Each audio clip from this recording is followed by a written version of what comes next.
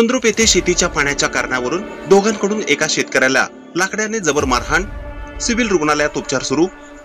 दक्षिण सोलापूर तालुक्यातील मंद्रुप येथे मंगळवार दिनांक 13 डिसेंबर रोजी सकाळी 11:30 वाजण्याच्या सुमारास शेतातील पाण्याच्या कारणावरून मनोहर शंकर केवटे वय वर्ष 65 राहणार मंद्रुप तालुका दक्षिण सोलापूर या शेतकऱ्याला दोघांनी लाकडाने जबर मारहाण केली।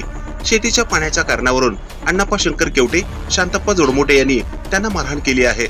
या मारहाणीत मुकामार लागल्याने त्यांना उपचारासाठी सोलापुरातील सिव्हिल रुग्णालयात दाखल केले।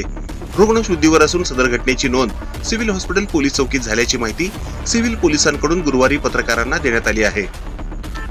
ही बातमी संकलित केली आहे संपादक गुरु गायकवाड यांनी।